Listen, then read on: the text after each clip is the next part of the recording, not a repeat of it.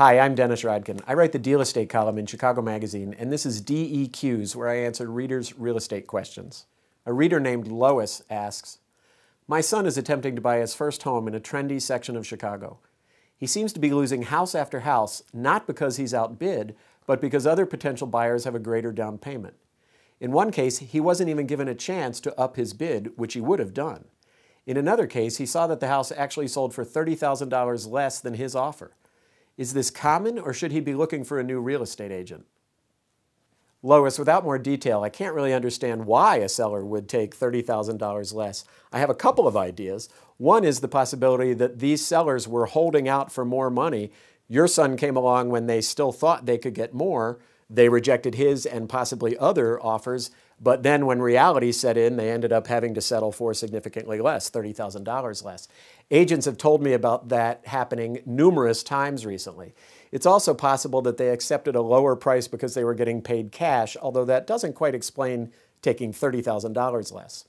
In the other instance, the idea of your son having a smaller down payment, I'm not terribly surprised. It may be that these sellers had already seen some contracts fall apart for lack of financing. The agent may well have had the same situation. I'm imagining, for example, those sellers saw your son's down payment offer of 15%, a competing bidder offering 20%, which is more the norm now, and the one with the higher down payment, because it looks a little bit more secure, more likely to get financing, becomes the winner.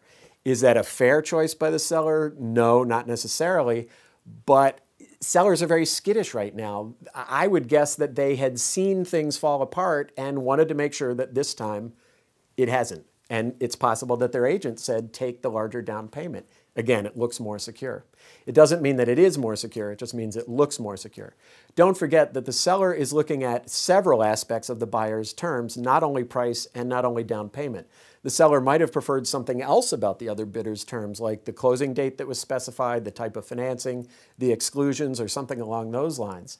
Again, not fair, but sellers get to decide to whom they're going to sell their homes within reason.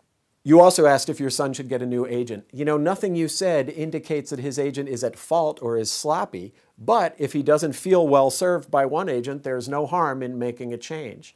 More to the point, I'm wondering, is your son in the position to make a bigger down payment? If that's what's been getting in his way and he can change it, then he should. Thanks for your question. Send me more at dennis@rodkin.com.